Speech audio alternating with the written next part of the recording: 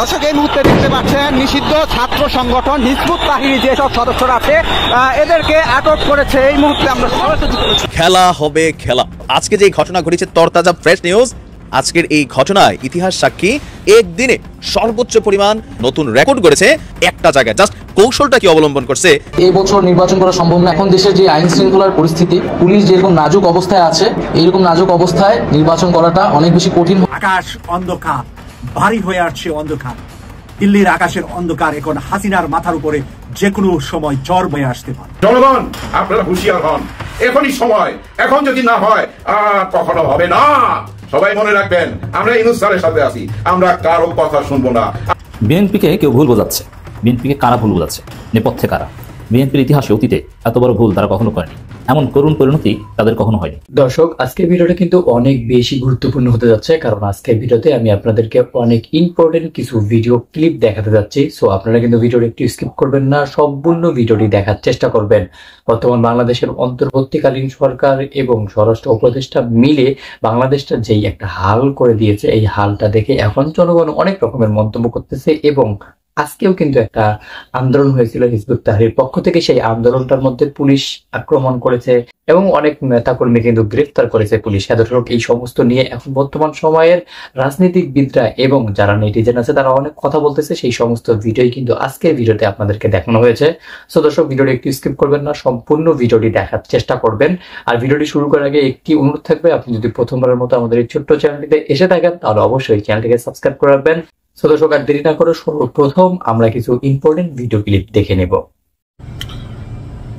কেউ কেউ আমাদের প্রধান উপদেষ্টাকে নিয়ে বলার চেষ্টা করেন যে তিনি হচ্ছেন শক্তের ভক্ত, নরমের জম। যারা একটু হুঙ্কার দেয় তাৎক্ষণিক তিনি সিদ্ধান্তহীনতায় ভোগেন। তবে আমার কাছে তেমনটা মনে হয় না, হালকা পাতলা হইতে পারে 10 to 20%, বাট আপনি ওনার বাকি কথাগুলো শুনলে উনি মানে ভয় পাইয়া যান, বিষয়টা কিন্তু তা না। আওয়ামী লীগ সরকারের সময় তিনি যেভাবে বাংলাদেশে অবস্থান করছিলেন, সামাও তিনি সাহসী মানুষ, এটা তো বাস্তব। এমনকি মাস্টার প্ল্যানার, এটাও বাস্তব। নাহলে তিনি গ্রামীণ ব্যাংকে এই লেভেলে নিয়ে আসতে পারতেন না। আচ্ছা, যাই হোক, আলোচনার বিষয়টা হচ্ছে অন্য জায়গায়। ছাত্রদের সেই ঐতিহাসিক, কামনীয়, পূজনীয়, চাহনীয় মানে যেটা হচ্ছে জুলাই সনদ, এই জুলাই সনদ কবে দিবে? আবার যে সংস্কার ইস্যু নিয়ে এত কথা হচ্ছে, সেই সংস্কার ইস্যুতেও হঠাৎ করে অনেকটা নমনীয় ভাব পোষণ শুরু করেছেন আমাদের ডক্টর ইউনূস। তবে ওনার এই মনোভাবটা বাংলাদেশের জন্য এই মুহূর্তে পজিটিভ। এখন কেউ মনে করতে পারেন, ভাই বিএনপি যা শুরু করছে এরা তো দেশে বেচা খাইয়ে দিবে, সমস্যা নাই তো, 5 বছরের আগে এদেরকে পাবলিক খেতায় নামাই দিবে, এই জাতীয় নাগরিক পার্টি তো মাঠে থাকবে। আপনার মাথায় রাখা উচিত, আওয়ামী লীগ যে সেট আপটা করছিল এই সেট আপটা কিন্তু এখন বাংলাদেশে নাই। বিএনপি ক্ষমতায় যায় যদি মনে করে যারে তারে হাং ট্যাং পুং পাং, তো পুং পাং এর পরে পাবলিক বুঝা গেছে কেমনে সরকার নামাইতে হয়। আর বিএনপিকে মোকাবেলা করতে হবে তো রাজপথে অদৃশ্য শক্তি হিসেবে আওয়ামী লীগকে। এটা বড় কঠিন খেলা হবে যেই সরকারি ক্ষমতায় যায়। যাই হোক, হঠাৎ করে আমরা দেখলাম যে আপনার ডক্টর ইউনূস এটা ঘোষণা দিয়েছেন যে যেই কমিশনগুলা করা হয়েছে, 6টি কমিশন, তাদের সুপারিশ করা সংস্কার প্রস্তাবগুলো নিয়ে একটা সংলাপ হবে। সেই সংলাপ শেষে রাজনৈতিক দলগুলো জুলাই সনদে স্বাক্ষর করবে।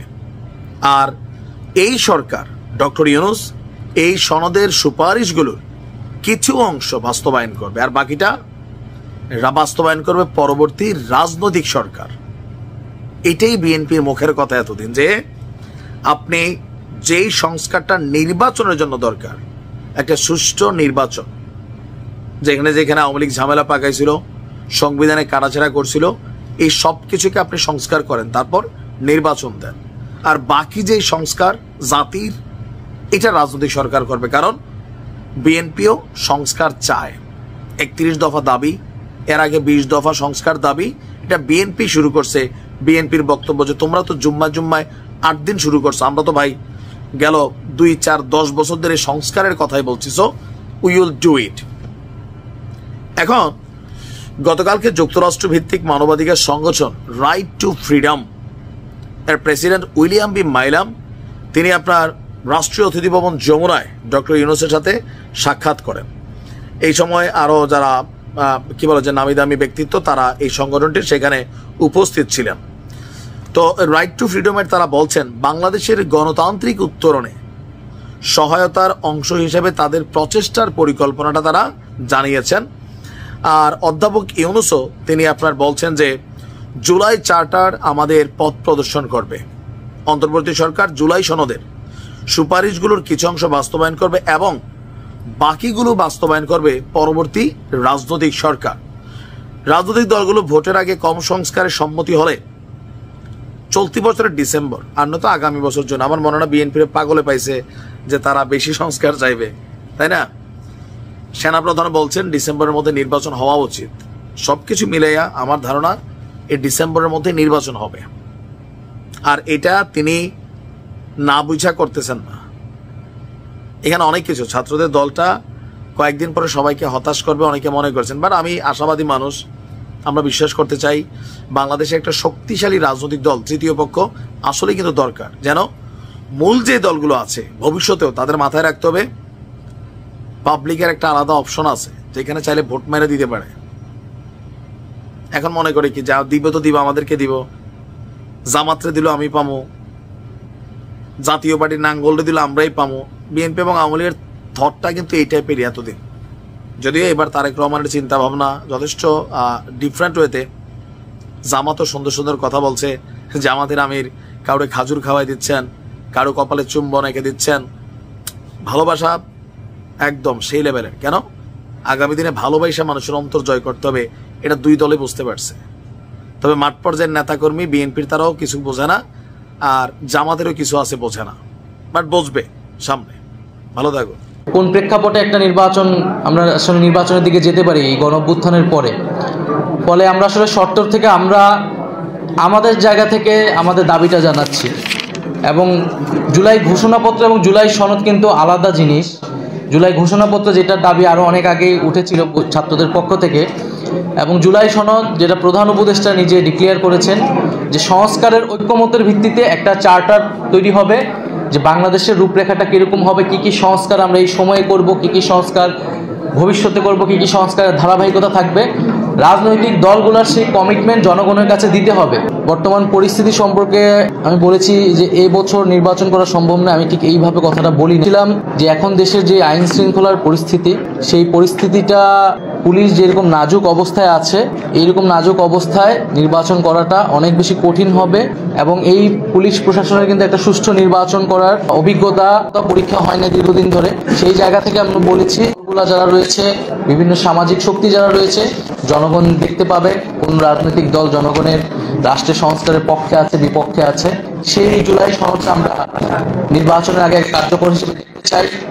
যে জুলাই ঘোষণাপত্র ছাত্রদের পক্ষ থেকে সেটি আমরা বাস্তবায়ন দেখতে চাই দ্রুত সময়ের মধ্যে, যে আমরা কি কি সংস্কার করব। তো সেটাকে আমরা বলছি জুলাই সনদ। সময়ের থেকে আমি আমার ইন্টারভিউতে বলেছি প্রেক্ষাপটটা গুরুত্বপূর্ণ। বাংলাদেশে রাজনৈতিক সংস্কৃতিতে আমরা চাই এই পরিবর্তনটা আসুক, যে কারা আর্থিকভাবে সহায়তা করা হচ্ছে, কোন খাতে সেটা ব্যয় হচ্ছে, এই সংস্কৃতিটা রাজনৈতিক দলগুলোর মধ্যে আসুক, এই সংস্কারটাও আসুক রাজনৈতিক দলগুলোর ভিতরে। আমাদের জায়গা থেকে আমরা এটা দাবি করছি। এককভাবে এই সংস্কৃতি কিন্তু আমাদের পক্ষে দেওয়া করা সম্ভব না। আমাদেরকে কারা সহযোগিতা করতেছে আর্থিকভাবে, আমরা যদি তাদের নাম প্রকাশ করি, তারা যে কোনো ধরনের ক্ষতির শিকার হবে না সেই নিশ্চয়তা তো সরকার থেকে দিতে হবে। আসলে সকল শ্রেণী পেশার মানুষের কাছে যাব আর্থিক সহায়তার জন্য, কারণ আমরা মনে করি এটা জনগণের দল এনসিপি, এবং জনগণের অর্থতেই এটি আসলে পরিচালিত হবে। এবং আমাদের একটা ফিনান্সিয়াল পলিসি টিম গঠন হয়েছে, তারা আমাদের যে ডায়াসপোরা টিম আছে, আরও দেশেরও বিভিন্ন অর্থনীতিবিদ, তাদের সাথে আমরা কথা বলছি একটা পলিটিক্যাল ফিনান্সিয়াল পলিসি ডেভেলপ করার জন্য। এবং সেই অনুযায়ী একটা রাজনৈতিক দল, নতুন একটা দল যাতে পরিচালিত হতে পারে, সেটা হয়তো আপনাদের সামনে আমরা পরবর্তীতে উপস্থাপন করব। এর আগেও থেকে নাগরিক কমিটি বৈষম্যবিরোধী আন্দোলনের জায়গা থেকে বারবার বলেছেন, এবং গতকাল আমরা ইফতার প্রোগ্রামে বলেছি দ্রব্যমূল্য, তেলের দাম এবং ঈদের বাজার যাতে নিয়ন্ত্রণে থাকে।